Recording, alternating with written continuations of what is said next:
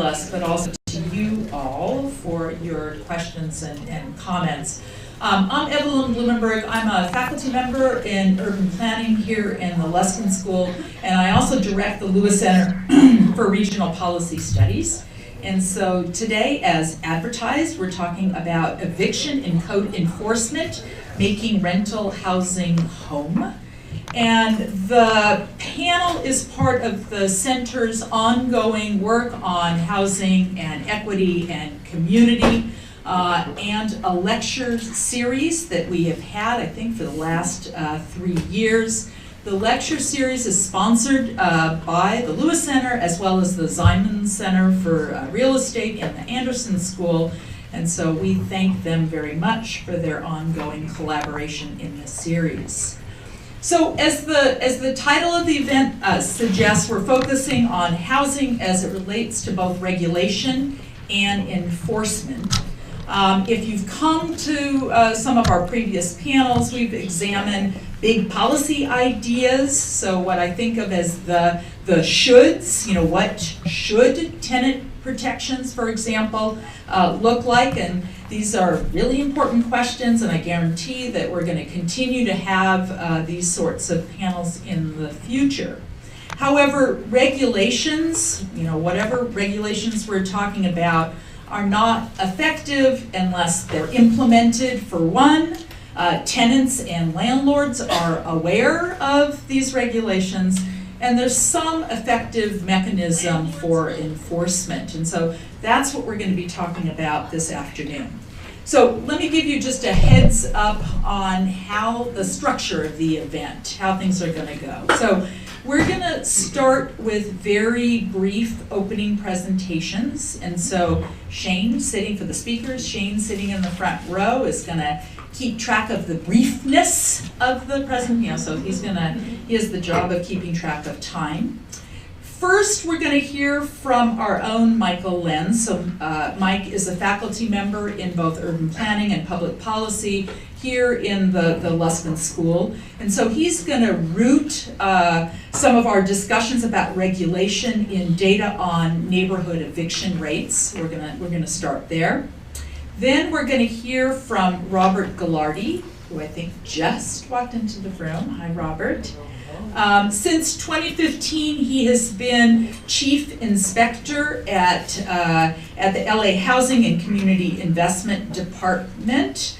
And in this capacity and others, he has long-term experience with the city's efforts to protect the right of tenants. So we'll hear from him sort of briefly. Then we'll turn the podium over to Chancela Al-Mansour, who's the Executive Director of the Housing Rights Center, one of the largest housing advocacy organizations in the country. Chancela is an attorney with a long history of working on issues of housing and affordable housing and homelessness, including sort of a 16-year stint working as an attorney with the neighborhood legal services of LA County. So after these short opening presentations, as moderator, I'm going to kick things off with sort of a few questions for our panelists, and then we're going to open things up for you all so you can start thinking about your questions and your comments already. So let me start by turning the floor over to Mike. Over here. Mike. Still here.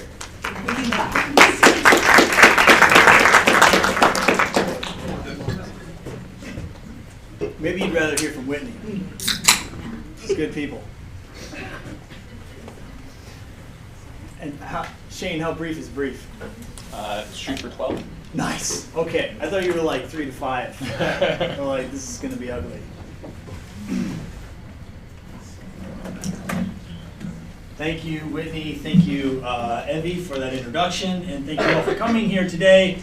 So I'm going to talk about, as most research, especially academic research, tends to be, it's a very specific question in a much broader area of, as Evie introduced, renter protections and issues that tenants face on a daily basis, unfortunately.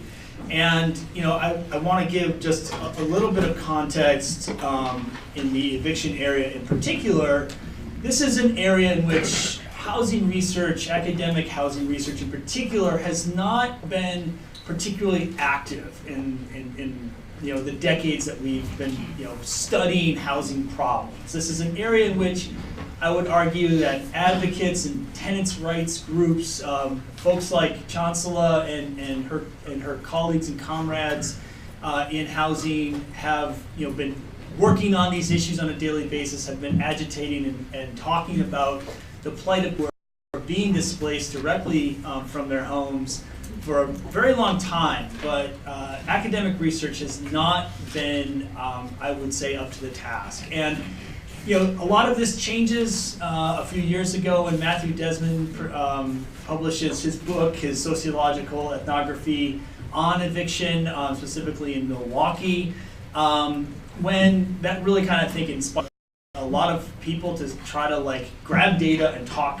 in an informed way about evictions, causes, consequences, and where it's happening, and what we can do about it.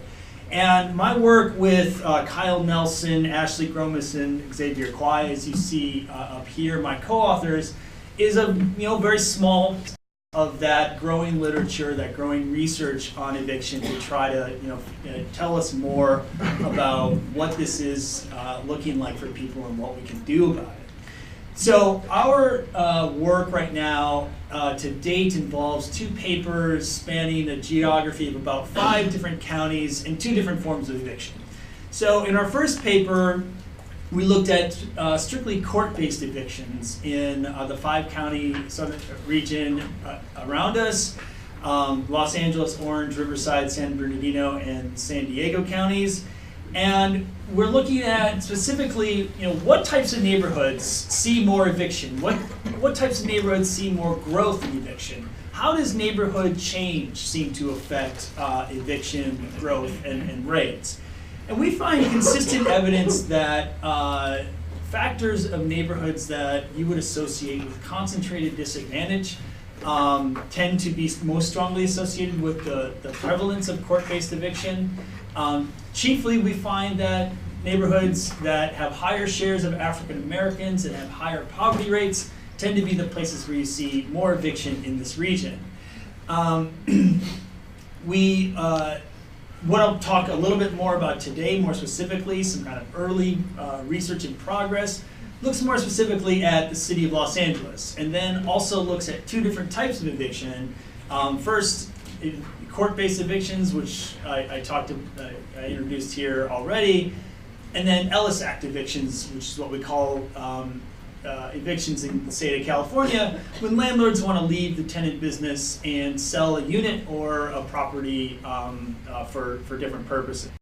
And the kind of preview of the results here is any clarity, a lot of the clarity that we had when we looked at this at a larger level geography and specifically at court-based evictions is much less murky within the city of California and looking at 2 different types.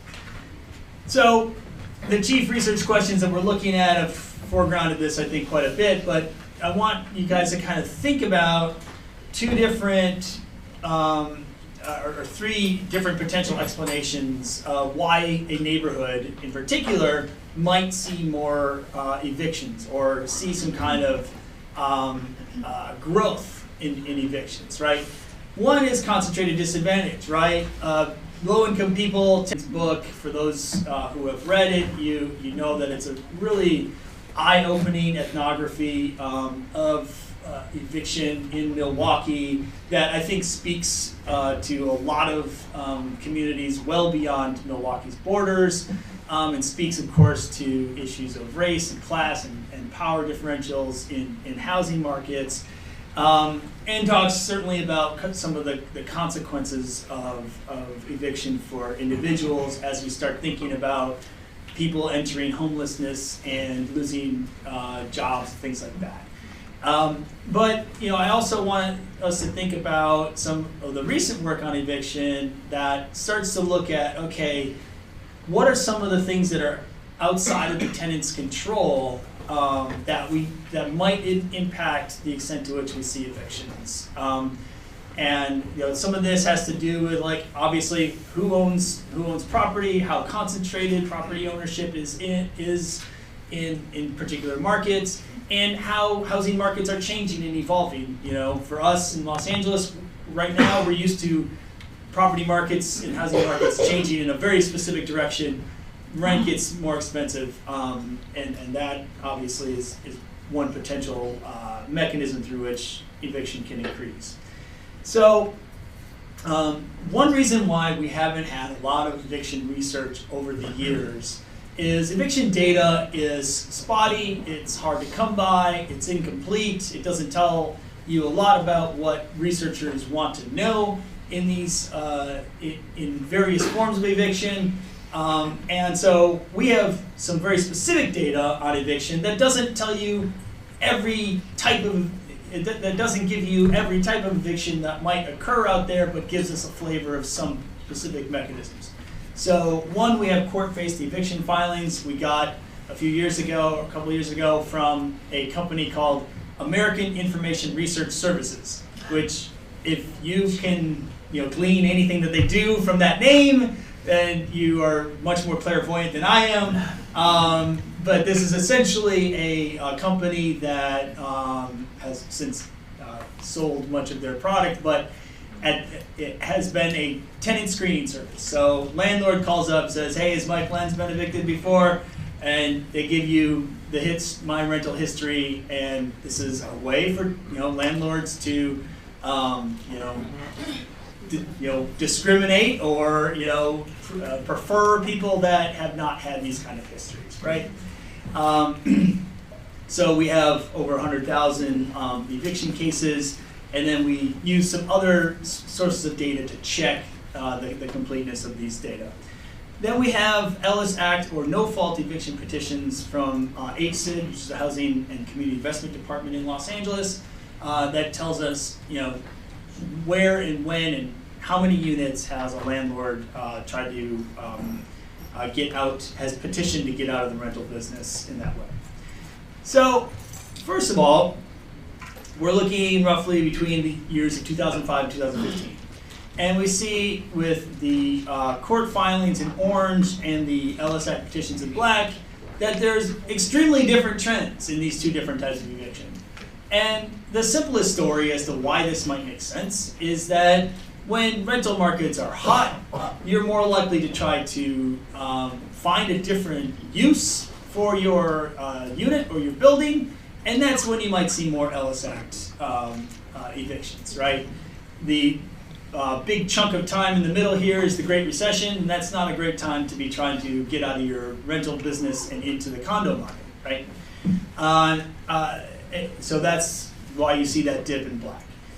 In the court filings, if we just think about macroeconomic forces, the opposite is probably true, right? In which the more unemployment we see, the more difficulty people have in making the rent, and the more likely a landlord is going to take you to court for that reason, and maybe some others, but that's possibly a chief driver there. So we've got a bunch of variables that we've got from the census to try to tease out, like, what are the neighborhood characteristics that seem to be most associated with these different types of evictions. And for this audience, if you can see it from where you're sitting, since most of us probably know LA pretty well, we wanted to look at just the neighborhoods that we know. Are they the neighborhoods where you might expect to see more evictions? Actually, those neighborhoods, right? And so this is the court-based eviction filings, and a couple things stand out for me.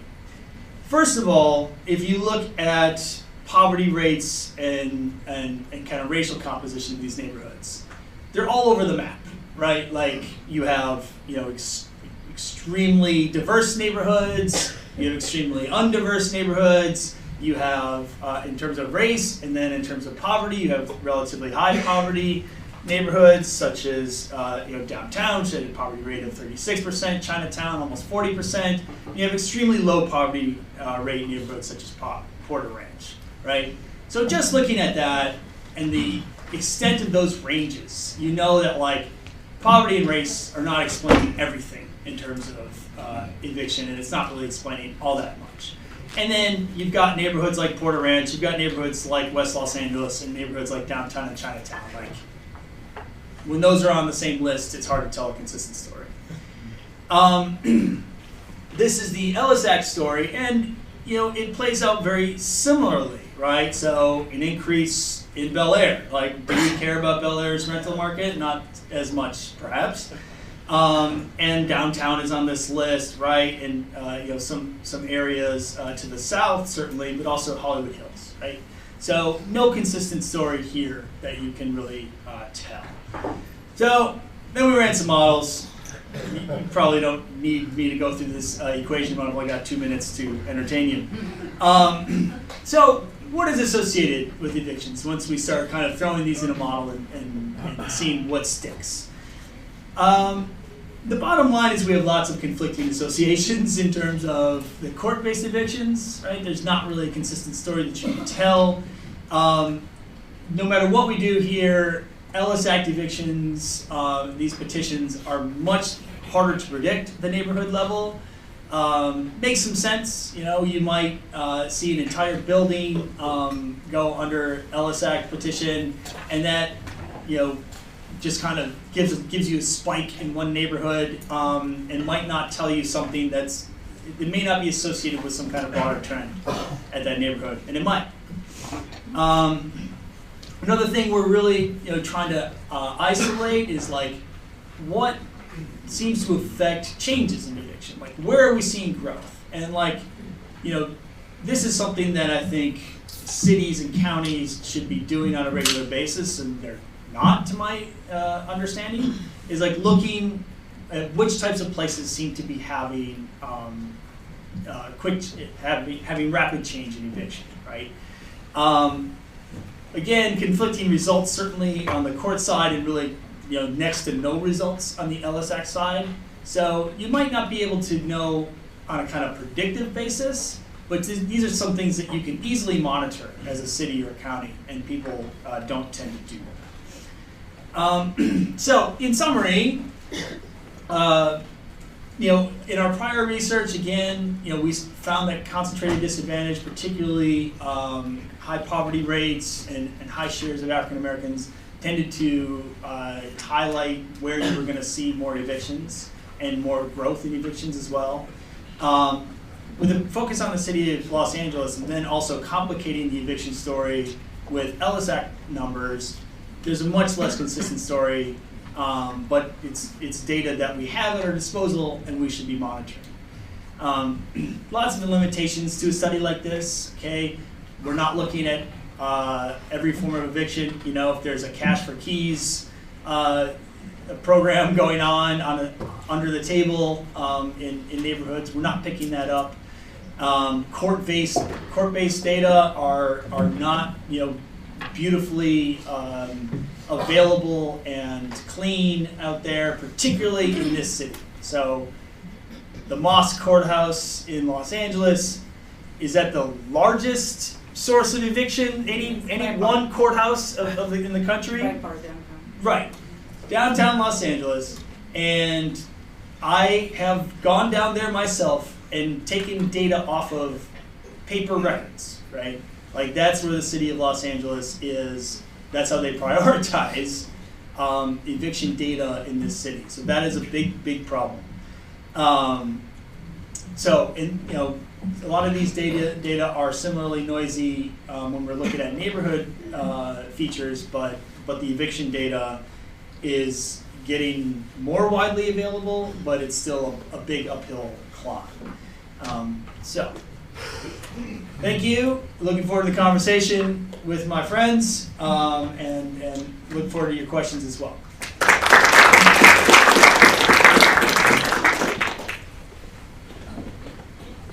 Should I hang out right here? I think so. Yeah.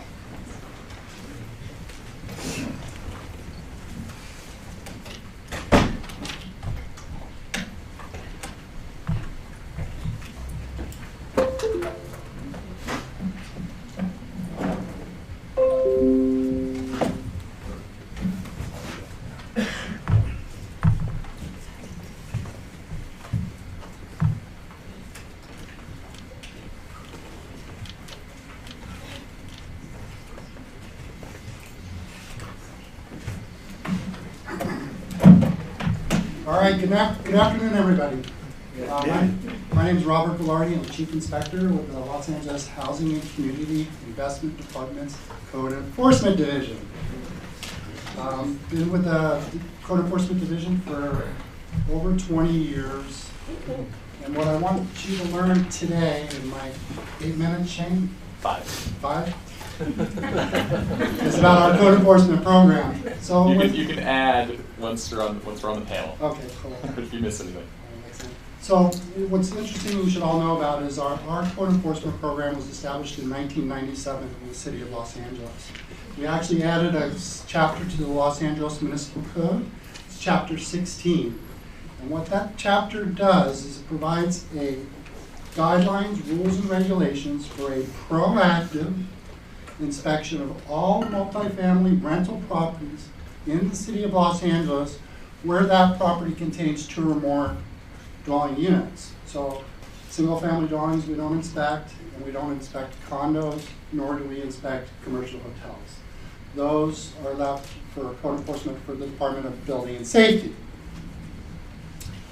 The scope of our inventory in the city of Los Angeles is over 100,000 properties, which represents about today, last figures, we're encroaching on 850,000 multifamily rental units in the city of Los Angeles. Our goal through Chapter 16 of the Municipal Code is to attempt to inspect every multifamily rental unit once every 4 years. So since the program was established in 1997, 1998, we've managed to complete 4 full cycles. We always haven't hit our mark of 4 years, but we keep striving to achieve a 4-year cycle. And what's the benefit of this program, especially when we talk about tenants, this is a proactive inspection. Nobody called and says, hey, come inspect my property. This is where we mail notice to the property owners saying, guess what, we'll be there in about 30 days. Please inform your tenants. We're going to do a thorough inspection of your property. We're going to inspect the common areas, the exterior of the building, go through all the units to make sure they're maintained safe and habitable for the residents, proactively. So that takes the burden of any type of action against the tenant. Retaliation is a big concern for renters in the city, especially when they have to initiate some type of complaint. So to support our systematic inspection, we do have a group of what we call complaint inspectors, and they fill in the gaps between our routine inspections. So this is map I'm going to show you right here is the results of our 4th cycle of inspection. I'm going to make this real quick. We call it a RISE map, R-I-S-E. It's a reliable information to score effectively. And what we did is, based on all the data from our 3rd cycle of inspections, we scored the properties on events that took place. So, as you can see here, like it's centered, I'm going to walk over here. The different colors represent the density of what we call high-risk properties based on our inspections. They're all event-based. We look at how many violations they had, how long they took to comply, whether or not we had to do further enforcement, and we map those properties all the way down to the census block level. So we have census tracts, and within the census tracts we have the census blocks. And we ranked them as the number of properties per tract. So, listening to Mike, when we overlay something like this, where we have these high risk or problem, what we call bad operators, we layer this over your eviction data, and there you go. Right. Where are those concentrations? How are those concentrations affected by deferred maintenance, code violations, and so forth. Right. So I'm here to answer any questions about code enforcement. I'd like to thank you, UCLA, for the invitation, and I'm excited. Thank you. Just get a flavor for the contributions of the panelists, and there's going to be opportunity to both exchange with them and for you all to ask questions. So we're going to turn things over to Chancela for a brief introduction, and then we'll do more of this.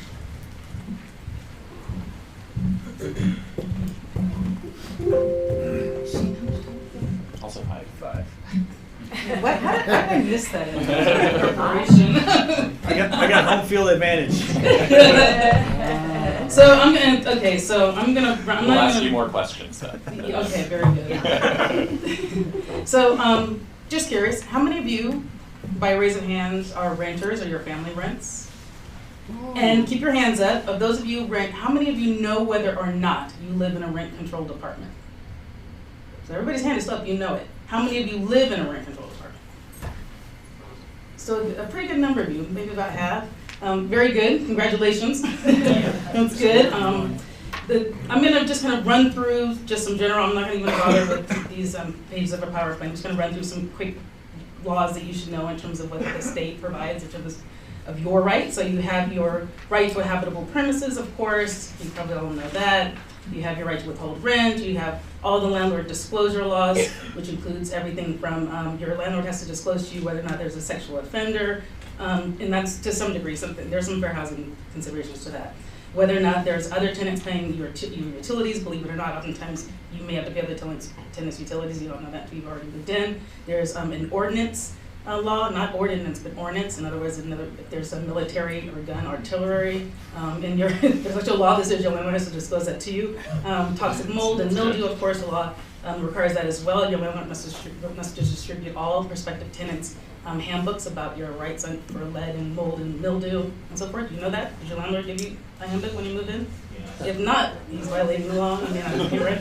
But there's also pest control laws, disclosure laws, and I'm going to tell you whether or not there's been any pest control recently. Has to disclose to you the pesticides that are used. There has to be a posting of the pesticides that are used, and so forth. Especially if the landlord has a disability of any sort. Attention to demolished property. There's smoking disclosure laws. There's flooding disclosure laws. Bed bug information, the landlord has to disclose to you whether or not there's a methamphetamine contaminated property that has to be disclosed to you, and whether or not there's been a death in the premises within the last 3 years. So these are all the disclosures that your landlord has to give you. Oftentimes, you may not have to pay rent or anything like that if your landlord doesn't do these, because it sometimes avoids the contract, sometimes it may nullify the provision or so forth, but that's important. There's also security deposits, I'm sure you all know that as well, late fees, eviction notices, and so forth. Fair housing rights, that's kind of my specialty under federal, state fair housing law. The main thing to know is that City of Los Angeles passed a source of income ordinance protecting Section 8 vouchers as of January 1st, 2020. LA County Unincorporated passed the same law, but it went into effect when LA County Board of Supervisors passed it back in June, because they do things like that. LA County Board of Supervisors, LA City Council members, some of them wanted to wait to give landlords a chance to learn the law first, but unfortunately that did lead to irrational evictions and Section 8 terminations, but that happened in LA City. And because we had Senator Holly Mitchell, she, under her SB 329, she included Section 8 as a protection under the state law. It's included as source of income. That same law also covers military and veteran status as well. And so under state law, Section 8 will be covered as of January 1st, 2020. Can I tell you, as I've been doing this, I've been practicing law, doing tenants' rights for 27 years in Los Angeles. We've been fighting for Section 8 protection forever. Never thought it would happen. There are a lot of things we never thought would happen that have happened in the last few months. Every time I talk about it, I almost expect to cry, because my life has been invested in protecting tenants and some of my professional life. And it's just amazing some of the changes that have come. And to some degree, the big reason why the changes that have come in this state, in California only, I'm not talking about federally by any means, is because of the housing crisis we're in, the homelessness crisis, the fact that we can unapologetically talk about the fact that Black people are the #1 targeted vulnerable population. That's what led LA County to be able to have commissions such as the Ad Hoc Committee on Blacks Experiencing Homelessness that I serve on as well. And so there's a lot of research about that as well. Please feel free to see me if you want to see anything about that. I do want to run through, I do have, I think, 2 minutes to run through my slides really quickly. I just did a list of the cities in the state of California that do have some type of rent control. There's no such thing as rent control under Costa-Hawkins. It's actually rent stabilization. Your rent can only be stabilized, but I'm going to call it rent control because that's what everybody calls it. So the top column, the city of Alameda was deleted, but Alameda has a rent, and that's relatively recently in the city of Alameda. Berkeley, Beverly Hills has limited rent stabilization. City of Commerce, Culver City. Culver City's very recently, Culver City only passed their ordinance because of the rents going up because of the Inglewood rents going up because of the stadium and so forth. So that was an emergency ordinance, last minute, late night meetings, excellent. United, as I already said, unincorporated Lake County, Los Gatos. Mountain View, Oakland has had rent stabilization for a long time. Gardena, that's Hayward, Inglewood, that's also relatively recently because of the stadium coming and mass evictions happening. Palm Springs, Redwood City, Richmond, Sacramento, San Jose, Santa Monica. San Jose, to some degree, some new provisions also because Silicon Valley and Google is basically creating mass evictions. Thousand Oaks, Vallejo, and West Hollywood. So these are the cities that have something short of rent control, which means maybe they have like a just cause eviction, meaning protection, meaning the owner has to have a reason, but your rent isn't stabilized, or sometimes there's a relocation assistance provided. These are cities that, okay, so because AB 1482 was passed in October, Governor Newsom signed it. You all know about that, right? That's the state anti-rent gouging law. It's not rent control by any means. It just kind of lays, try to do it in 1 minute. it just stabilizes your rent to a cap of about 8% annually, and after the first year of tenancy, the owner has to have a good cause reason to evict you. So that law was passed, went into effect, but because Governor Newsom and other people to some degree had to make allowances for the California Apartment Owners Association because they withdrew their opposition to this bill, but there were some concessions made, one of which is that it would go into effect January 1st, 2020 instead of being effective immediately. So this led to a statewide rash of thousands of evictions. I personally have gone and worked with several city councils, so forth, and assisting them in emergency moratoriums to stop these evictions. So these are the cities that basically in the last couple of weeks that have passed emergency and these are like late night meetings until 1 a.m., city council meetings and so forth. Some cities I would never have thought, say South Pasadena, I never passed a rent stabilization ordinance at all, but they had tenants, one of my clients, a woman with an autistic son, her owner gave her and her son, handed her son the 60-day notice with autism, 8 years old, saying that they would have to be out as of December 26th of this year. And they're doing this to the most vulnerable tenants. These are tenants that they could have gotten out and raised their rents, and oftentimes they did. I have clients their rents were raised 3 times in the last couple of years by hundreds of dollars a month. But because owners think that maybe they won't want them in the future, maybe they want fresh new tenants who aren't so vulnerable, maybe they're not elderly, they're not disabled, maybe they're not of color. That's why they were advised by the largest landlord's attorney in the state to just do these mass evictions or mass rent increases right now. So these are some of the cities that passed. And I literally updated this last night. San Gabriel had its vote last night. They're going back at 7 a.m. tomorrow morning. so we'll know as of 7 a.m. tomorrow morning, city councils, because they couldn't, as of 12, they couldn't decide last night. And the ones at the bottom, including Burbank, which to me was one of the biggest disappointments, did not pass their emergency moratoriums. Thank you.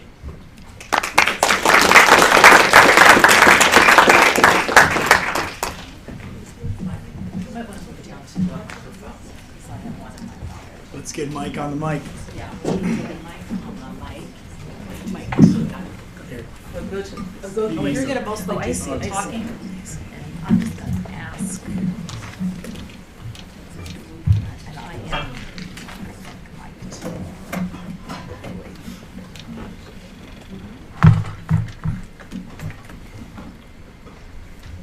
Okay, pretty unfair. Can you hear me? Pretty unfair to have them summarize their work in 3 to 5 minutes. Okay, so an unfair burden. And I don't know all that much about baseball, but Mike did get sort of home field advantage, right? That's something? Okay. And so, I think I used it after. Yeah. So most of the questions are going to be to our 2 guest panelists. And then there'll be an opportunity to ask questions about Mike's sort of eviction sort of work as well. So the first question, you can kind of squeeze in all of those remarks that you didn't quite have the time to make. And we'll start with Chancela and Robert on this. If you kind of turning around what you just said, we talked about the sort of the great case of the eviction right post-Christmas. But maybe you can share a story or an example of the ways that you've seen residents benefit from tenant protections. Well, so I'll just continue the story of my client and her son. So she had contacted our office telling us that she had received this notice. We let her know her rights, but also let her know that unfortunately it was illegal. They would have to be out as of that date unless her city passed an emergency moratorium. At that time, also the mayor's office and the city attorney, because oftentimes these city attorneys had no idea what to do in these things. So they really relied on tenants' rights advocates to inform them about what needed to be done to protect tenants. And so she testified with her son and crying, moved all of the city council members to tears. And when they stood and voted unanimously for it, they all cited her as the reason for it. The same thing happened in the city of Los Angeles. One of my clients lives in the Koreatown. She's a legally permanent resident from El Salvador. Her husband's undocumented. They have 4 children, one of whom has severe developmental disabilities. Their rent was raised by $600 a month in April. They scrounged up enough money, they've been paying it. Still, their owner gave them a 60-day notice as well, telling them that they had to be out by right after Thanksgiving. So she testified at LA City Council about the effect that this eviction would have on her and her family, how it would lead to homelessness and so forth. And along with other families that we took from the city of Panorama, from Panorama City. I can't believe I said City of Panorama. Made it sound so, I know. But we had a building of 22 units, all low income, most of whom undocumented. They all received notices, except for one of the tenants who was a manager. They all received notices, 60-day notices. They went to their local city council member, Nora Martinez. She was just completely livid at the situation. So she's the one who drafted the LA City's moratorium to stop all no-fault evictions, which again passed unanimously. And she cited these tenants in the motion. I can't tell you how just you can see the empowerment on their faces to come to a city council meeting, to testify and to see change happen immediately, see the law change citywide immediately, and be able to go back to their landlord and say, you can't evict us. That just doesn't happen. That kind of like Perry Mason moment in legislative work was just amazing. Right. Robert, comments on this? Okay, so I'm going to follow up on our proactive inspections.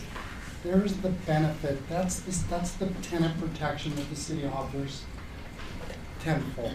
It's that proactive knocking on the tenant's door, going into the unit, inspecting it, giving the owner of the property a list of repairs that need to be done, and then making sure we come back to ensure that the repairs were done. I can't see any better or bigger protection for a tenant on a proactive scale. On a smaller level, one of the protections that's the tenants benefit from the city of Los Angeles is under the rent stabilization ordinance. There's a section called primary renovation. And what that section does is it protects tenants from what we call being constructively evicted. Does anybody have an idea what that means? That means where the property owners start turning off the water, turning off the electricity, all in an effort to renovate the building. So it's through construction methods that the city learned back in 2005 the owners were using to displace tenants in a rent stabilized unit. So the city went ahead and amended the rent stabilization ordinance, and under that, the section's called primary renovation. It requires the property owners to come to the department with a plan. How do you plan on renovating your building with these residents in the building?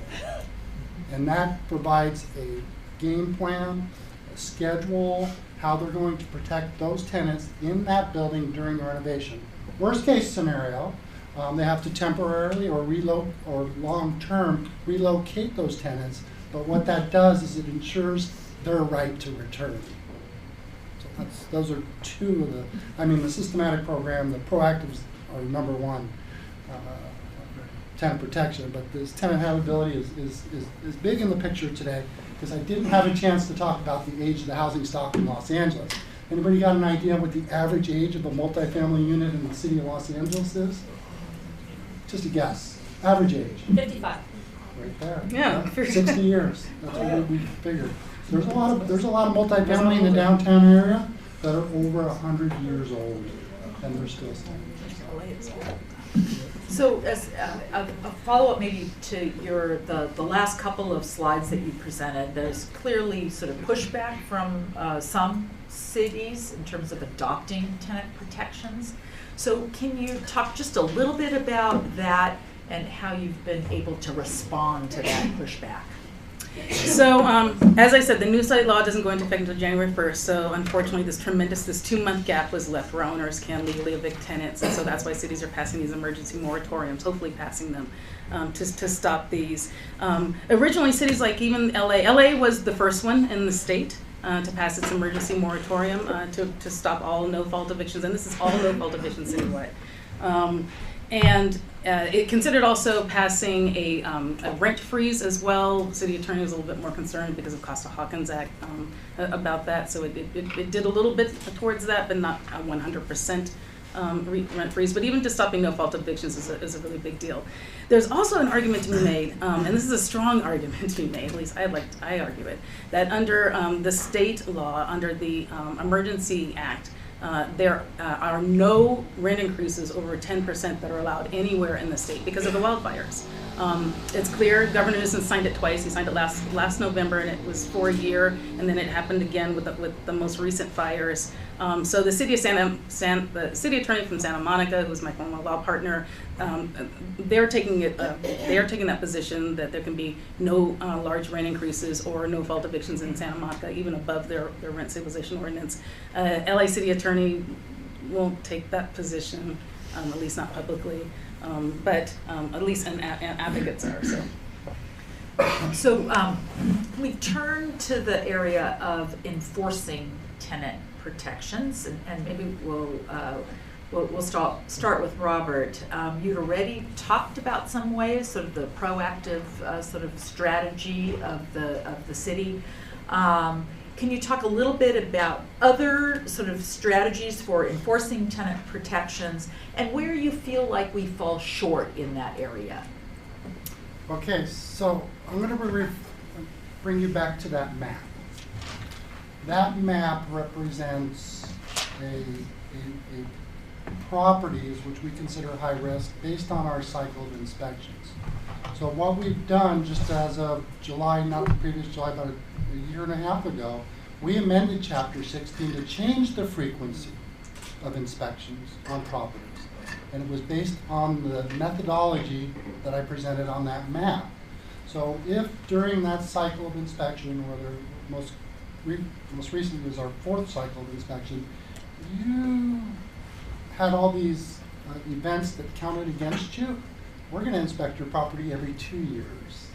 So that's an enhanced effort to do enforcement on a property that we've already established has problems. Their number of violations were high, they took too long to comply, extra enforcement was needed, and it's those types of things, which I'm sorry it's only happened just recently. We've been doing this for 20 years, but we're moving in that direction to enhance the inspection frequency, and it's related to that map and what we call tiered inspection. Great. So Los Angeles is the only city, with the exception of there are a couple smaller cities in LA County. So I know LA City and LA County really well. I just have to say that. And that has a very strong code enforcement program. And what I mean by that is that not just will the owner be cited for a violation, sometimes that's the hardest thing even to figure out which agency should be contacted to go out and cite the owner. Oftentimes it's code enforcement, maybe building and safety, maybe LA has a Department of Disability, and maybe there are all kinds of different departments. So if you go through that and you finally figure out who's the correct agency should come out and cite the owner, then getting the owner cited is oftentimes a hardship. And then once the owner is cited and if the owner hasn't made the repair within the allotted amount of time, what happens after that? So LA City is the only one that really kind of goes through and actually enforces It penalizes the owner, fees all the way up to the point of, I guess, potentially a lien or some forth if need be. Whereas other cities, the biggest complaint we have from tenants, let's say for example the city of Glendale has very strong tenant protection ordinance. Pasadena does one also, but they don't fund anybody, and their city attorney doesn't enforce these. So unless the tenant can find a private attorney or a legal services organization to take the case, they have all these rights and they're not enforceable. I do have to say though that Pasadena, because they have been responding to such a huge eviction rate. As a matter of fact, in the city of Pasadena, they're closing 3 elementary schools next year, and they're slotted to close a middle school and potentially one of the 4 high schools next year. And it's because they've lost so many children in their district due to the change of demographics. It's become whiter, so smaller family sizes, so kids aren't, and then that way kids get enrolled in private schools in Pasadena on top of that, and then also rent evictions and high housing crisis, high housing costs. So because of that, they've lost over 2,100 students this year. And for each student that the city of Pasadena loses, they lose $10,000 in revenue as well. So it's anticipated they'll lose over $16 million in funding over the next 5 years for schools, which of course means they'll have to close more schools. And so that's what cities are seeing right now, one of the many things because of the housing crisis. Great. So I was impressed with all of you who raised your hands about knowing whether you lived in a rent-controlled sort of unit. And I am guessing, you can tell me if I'm right, that perhaps if we had a different group, the number of hands would look very different. So I'm interested in your comments about what we can do to make tenants more aware of their protections, feel secure in reporting sort of violations, so that we have a sense of sort of when these and where these violations are occurring. Who would like to tackle that first? Well, I'll start while you're thinking. So one of the things as my daughter always says to me when you ask her what being a lawyer is, she says, you go to a lot of meetings. That's what you go to a lot of meetings. But one of the things one of the many meetings, advocates so we identify issues because clients come to us and they tell us that this has happened. So one of the things that happened in the year 2005, LA City had a lot of problems with gangs, and so the LA City attorney and the county district attorney passed gang injunctions, which did really reduce a lot of the crime rates in parts of Los Angeles, but it also led to thousands of evictions of families, oftentimes of innocent families, because of these gang injunctions. And so we're still seeing the effects of that, where the city attorney's office will order a landlord to evict a family because of a suspicion that one of the family members may have done something. So like a case is one in which a 14-year-old of a family was seen talking to a person who also lives in the building, and that person then vandalized the building. Our 14-year-old was in school at the time, but now his whole family is being evicted, and forcibly evicted. The landlord doesn't want to, but forced to under the LA Municipal Code. So I have no idea what the question was. Because I've been told that. But also, How people know their rights. how people know their rights? So oftentimes they don't know their rights. They just know that something is wrong, and so they come to an agency like the Housing Rights Center, and they complain, and we kind of figure out the law for them. Yeah. But we also do a lot of education and outreach. I brought a lot of my flyers. I brought a couple of my flyers with me, such as your right source of income. We do it in several languages.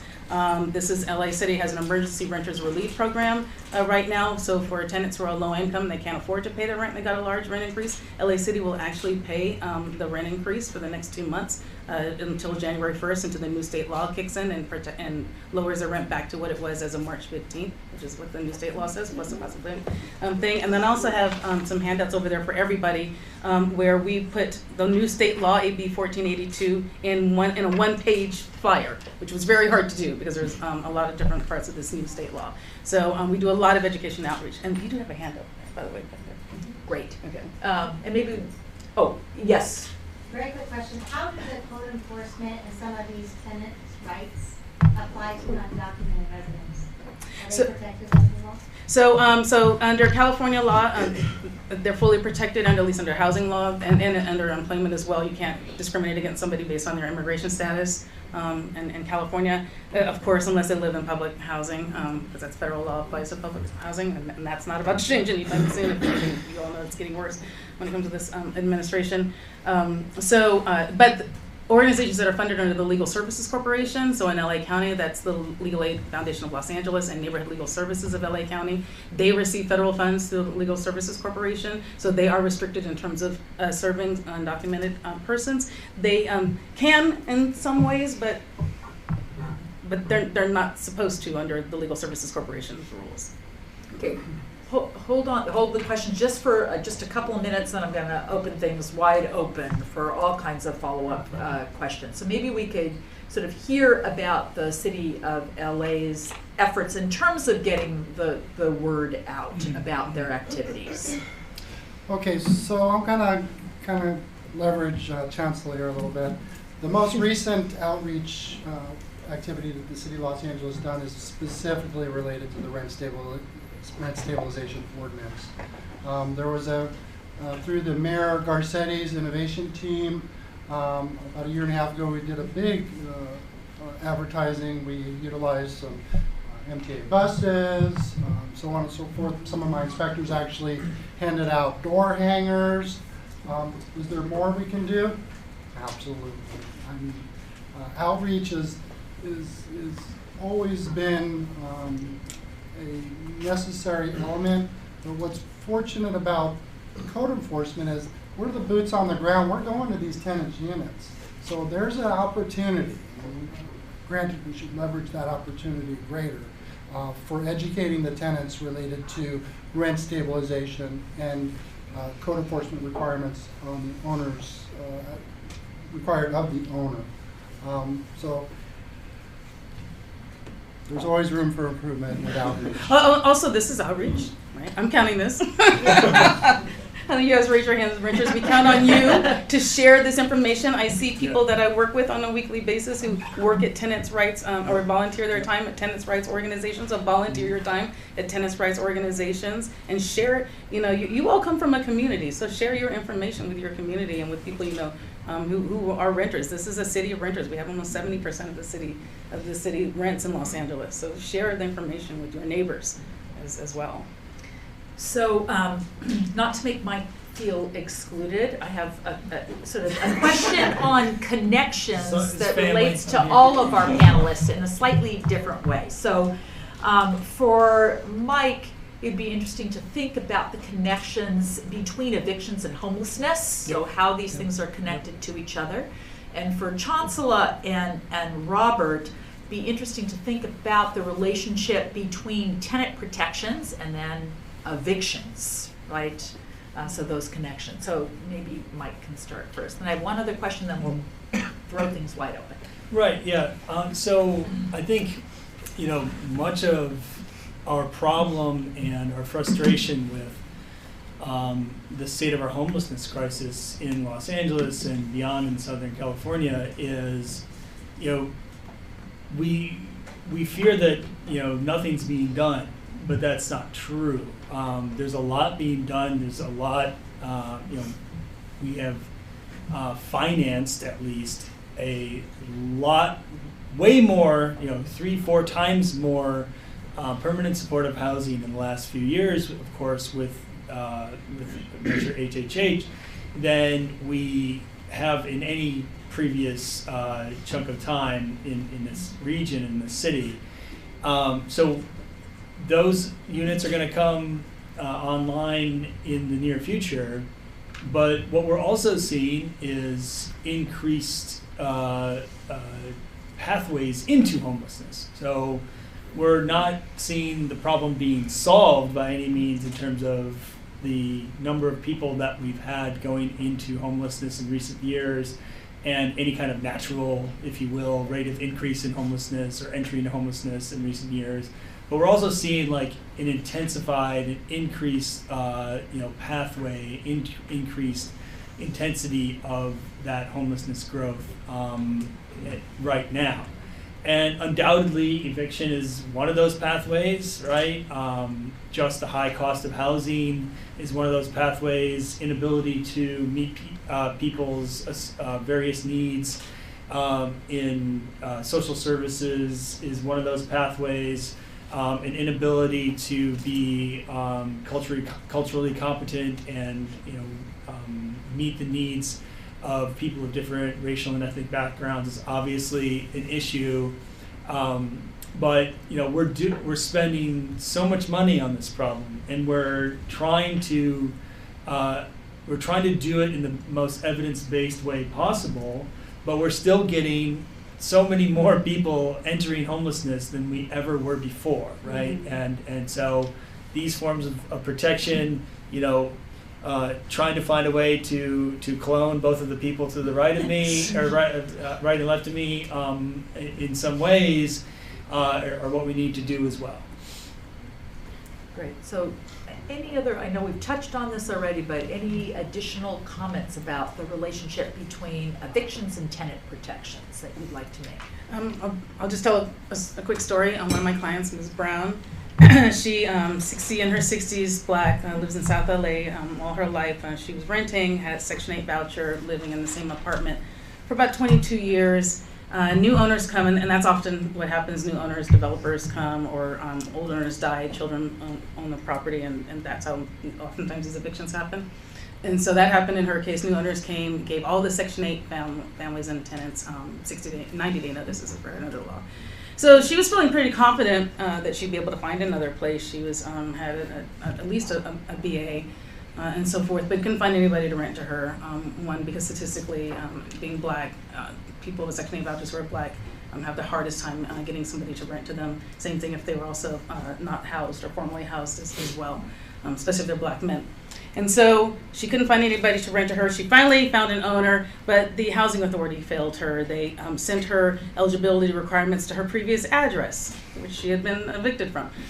So of course she didn't turn in her paperwork, and then they terminated her Section 8 voucher. So we had to work to get her Section 8 voucher reinstated.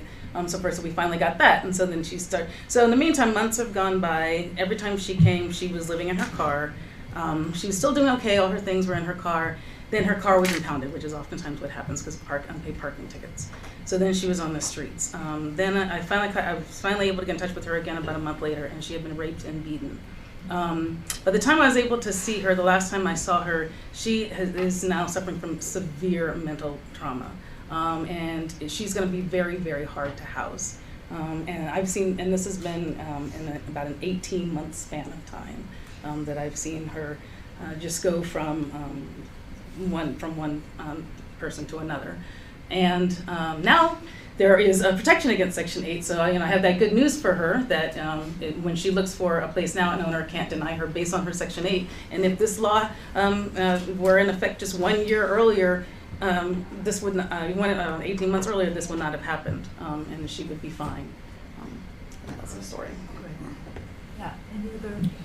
So, just to follow up, when I talked about the tenant habitability plan, the primary renovation, that's a key one. But one of the keys to assist tenants from being evicted is our hotline. If you're a tenant in the city of Los Angeles, and regardless of whether or not you're in a rent stabilized unit or not, you can still file a complaint. And I'm going to give you that number right now. That number is 866-557-7368. Once more, 866-557-7368. It's on this little trifold handout. You can please grab one on your way out. It's a little short story about our systematic program.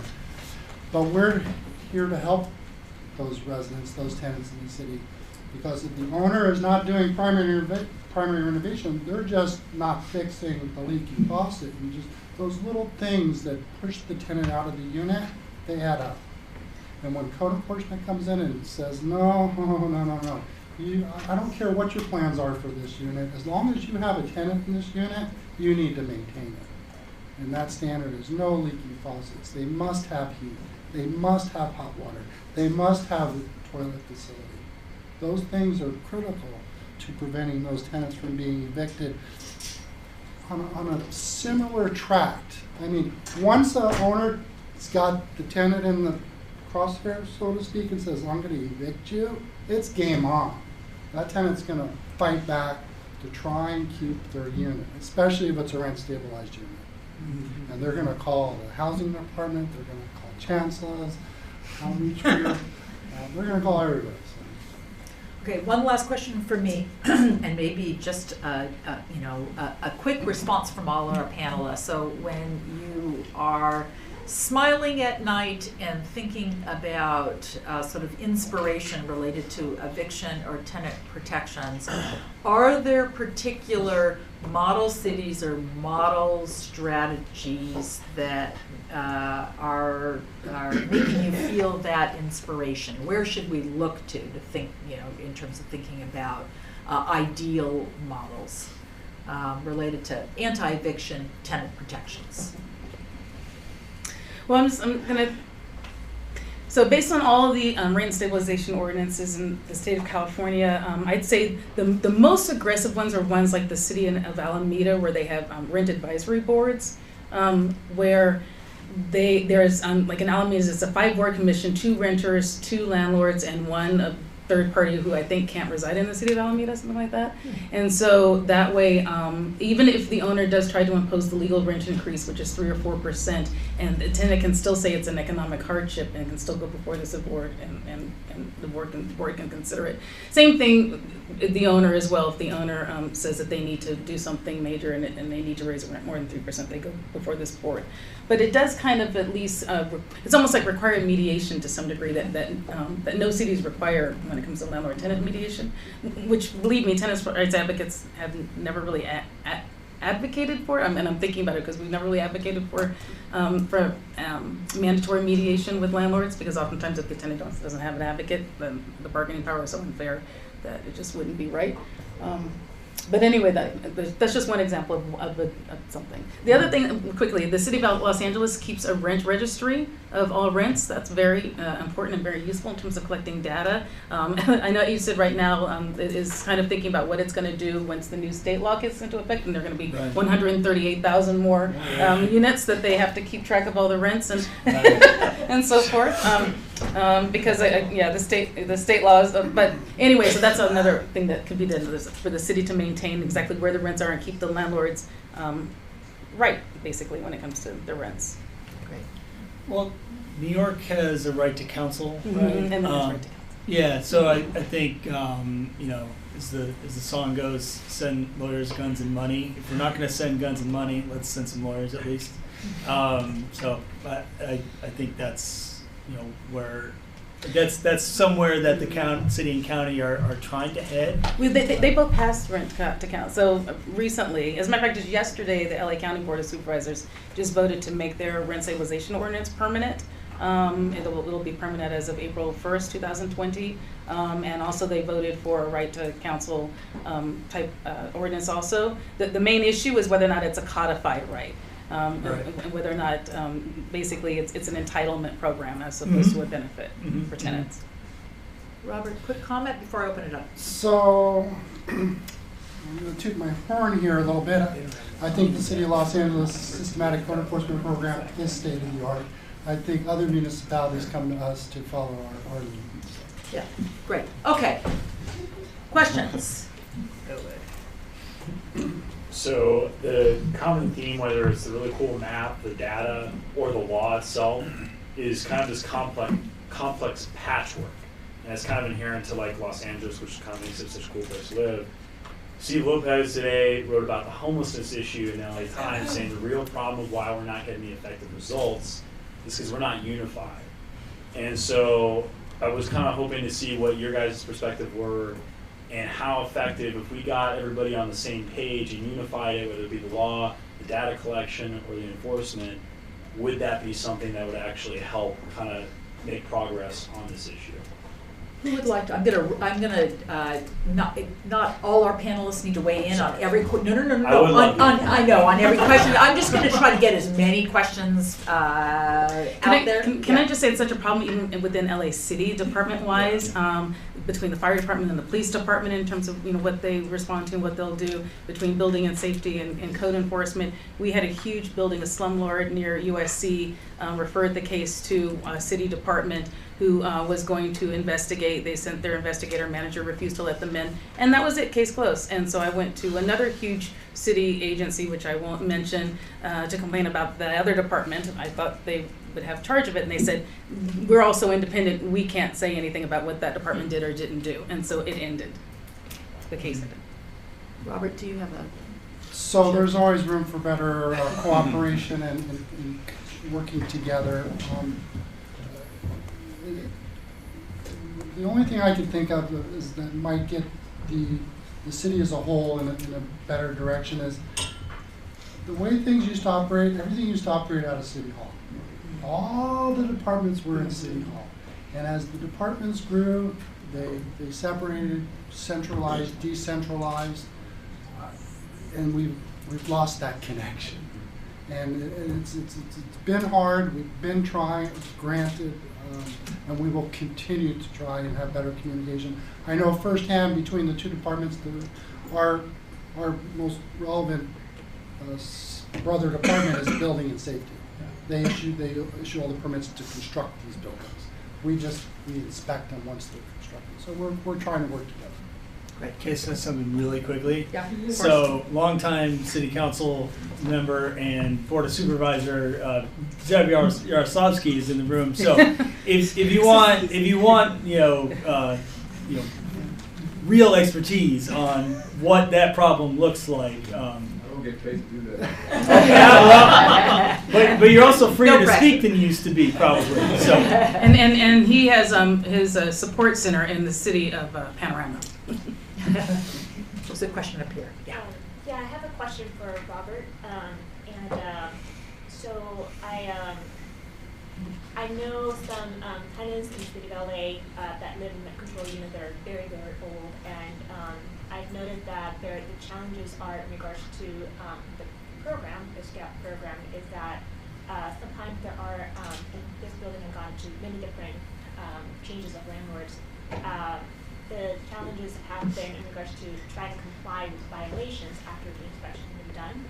So I'm very curious about what the rate is for the landlords to comply with the violations. Like, I want to hear from the landlord side, because I'm sure they have a lot of challenges.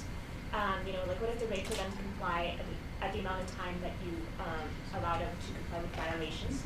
And then, what are the challenges with that? And then what does the department do to help with these challenges? Okay, so the rate of compliance, that's a great question. Everybody in this room should know that not all multifamily property owners are bad operators. It turns out that 66%, 2/3 of the multifamily operators in the city of Los Angeles don't get a notice to comply. It's the 1/3, excuse me, I got it backwards. It's 33% of the property owners don't get a notice to comply, 66%. So,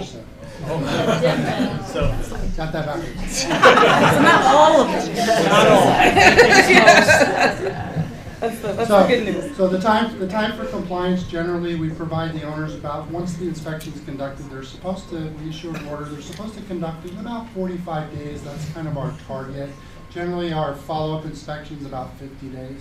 Then we take that rate of the 2/3 that we issue an order. About, the numbers recently are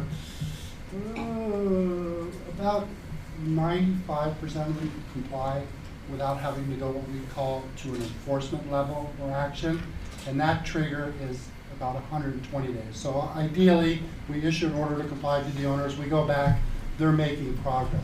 Okay, you're on the right track, we're going to give you an extension of time. So when you add the 245s together, it gets you about to 90.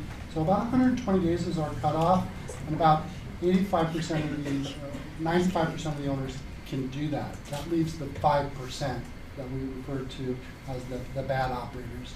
I didn't talk to you, but I will briefly talk to you about our enforcement. If the owners do not comply in a timely manner, we send them to a hearing.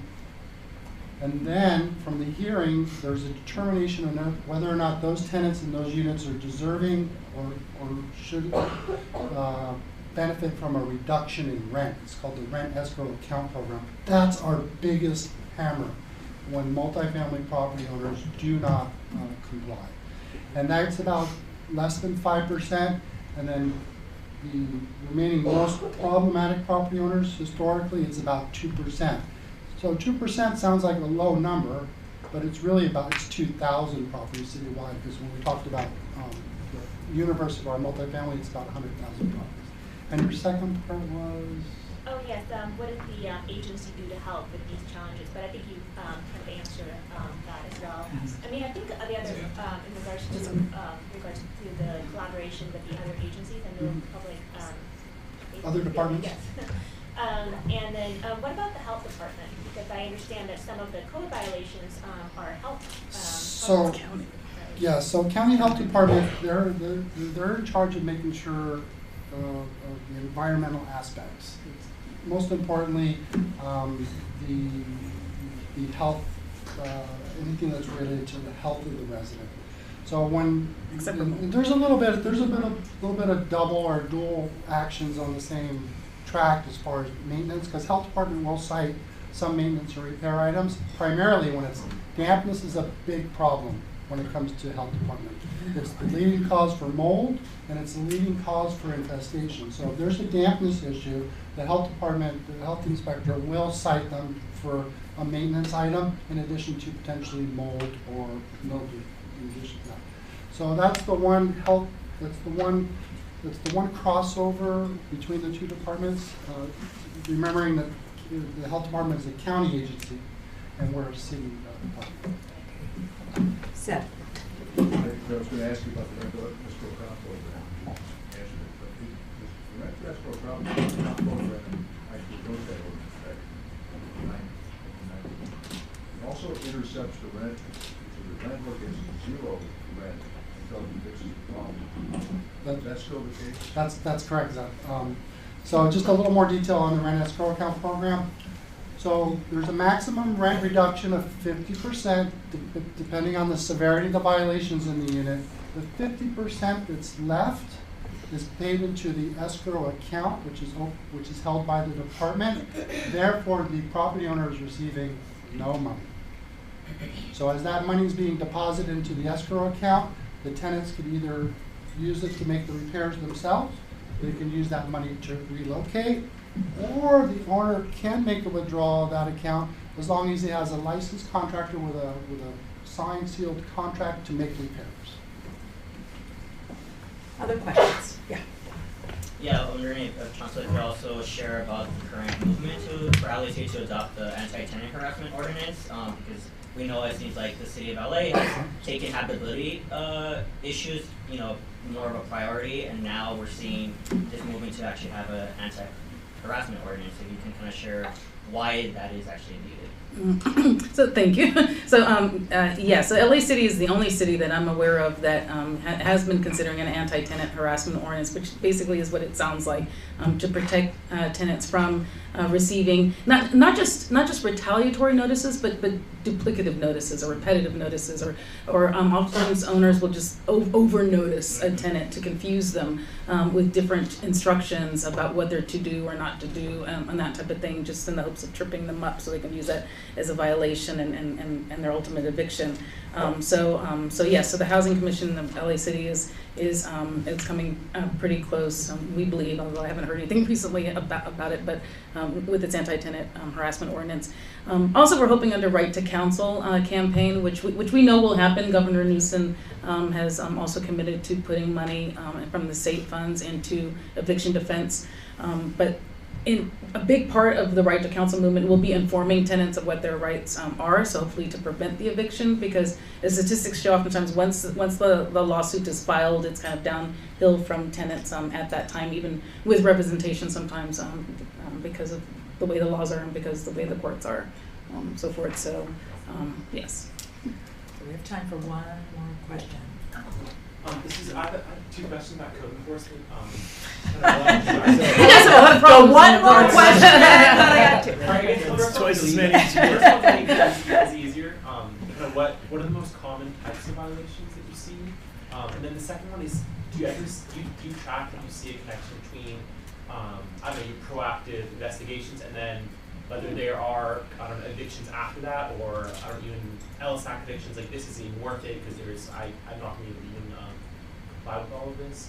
So yeah, most common, and then relationship with potential. Okay, so anybody got a guess? Anybody want to make a guess what the most common violation we find in the department is? Infestation. It's lack of air conditioning, right? It's fire alarms. Fire alarms are number one. We cite those most commonly. Number two is interior walls and ceilings. That's related to peeling paint. And the new one on the block is number three is failure to provide. New state law requires carbon monoxide detectors in all the units now. So that's our number three. So that's our top three. Regarding the correlation between code enforcement and evictions, it's usually the reverse. It's our rent stabilization, what we call housing investigators, who reach out to the code enforcement and make that connection between an eviction and code enforcement. So yeah, we do, but it's from the rent stabilization side to code enforcement, not necessarily code enforcement to the rent stabilization. I just want to say really quick. So, the reason why I said air conditioning is because it shocked me when I moved to Los Angeles years ago that the landlord can be cited for the lack of heat, which you probably won't die from in Los Angeles, the lack of heat. But air conditioning is not required almost anywhere in the state of California. There's a couple small cities that have considered passing local ordinances, but your owner does not have to provide you with air conditioning. We have a quick question in the back. Sorry, it's just to see from your different expertise. You mentioned pathways into homelessness and the latest count showing the increased percentage with seniors. And I wonder and you mentioned a lot of older buildings as well in LA, where you have a situation now where maybe people's savings have run out. They have nowhere to find if they're trying to help people on waiting lists of 10, 11 years for senior affordable housing. And people end up on the street, and often already ill and vulnerable before ending up on the street.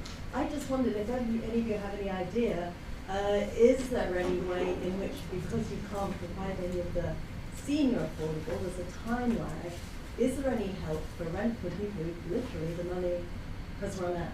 And I just haven't seen that increase in the homeless rate. We have time for one brief response from... So the faith-based organizations tend to give renters relief programs, especially close to Christmas, like Catholic Charities, Lutheran Social Services, to some degree the Salvation Army, Red Cross, and so forth. There are, like I said, LA has an emergency renters relief program right now that goes, and my office, my program, the Housing Rights Center, we're administering it for the city of Los Angeles. So for low-income tenants who are facing a large rent increase, we'll pay it, and it's completely free, and so forth. So there are different programs out there, but very few.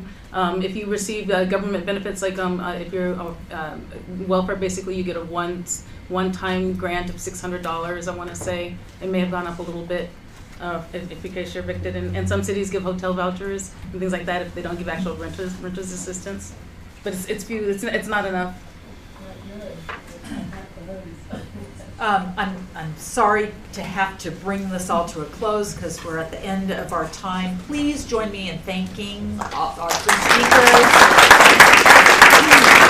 I also want to thank Shane Phillips and Whitney Willis, who are somewhere around, so they made the Whitney's in the back, made the nuts and bolts of this. I want to thank again the Ziman Center for co-sponsoring this series. And thanks to all of you for sharing your lunch time with us, and stay tuned for our winter housing panel as well. So thanks, everybody. Wherever the sound is.